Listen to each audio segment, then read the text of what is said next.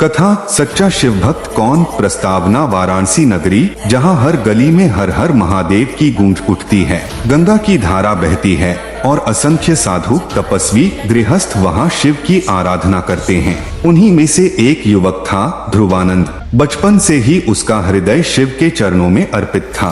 मंदिर की आरती हो या भस्म का लेप, उसका हर श्वास शिवमय था। लोग कहते यह बालक बड़ा होकर अवश्य ही महापंडित या साधु बनेगा, परंतु शिव भक्ति का असली इम्तिहान अभी शेष था।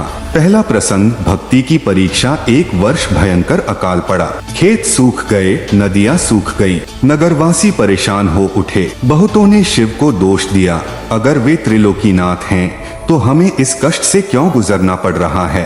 पर ध्रुवानंद ने कहा, संकट देवताओं की कृपा का ही रूप है। यह हमें हमारी शक्ति और विश्वास की परीक्षा देने आता है। शिव तो हर पीड़ा में हमारे साथ खड़े हैं। वह रोज शिवलिंग पर गंगाजल की जगह अपने श्रम से जुटाया गया पानी चढ़ाता, भूखा रहकर भी बेलपत्र लाता। लोग उसका उपहास उड़ाते, भक्ति पेट नहीं भरती। ध्रुवानंद, तुम्हारा शिव अकाल नहीं मिटा पा रहा। ध्रुव मुस्कुराता, मेरा काम प्रश्न करना नहीं, प्रेम करना है। दूसरा प्रसंग डाकुओं का संकट। एक रात गांव में डाकुओं ने धावा बोला। वे शिव मंदिर के सोने के आभूषण लूटने लगे। ध्रुव अकेला था।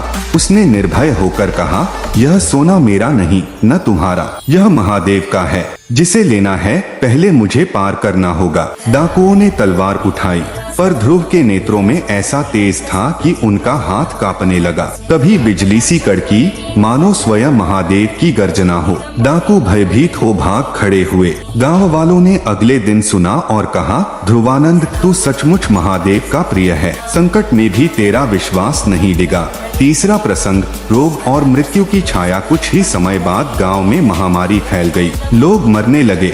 ध्रुव की मां भी गंभीर रोग से पीड़ित हो गई। गांव वाले भागने लगे, पर ध्रुव अपनी मां के पास डटा रहा। उसने शिव से प्रार्थना की, हे भोलेनाथ, यदि मेरी मां की आयु पूरी हो गई है तो मैं आपकी इच्छा को स्वीकार करता हूँ, पर मुझे सामर्थ्य दें कि अंतिम समय में मैं उनकी सेवा कर सकूं। वह रात दिन मां की सेवा करता रहा। अंततः मां ने अंतिम श्वास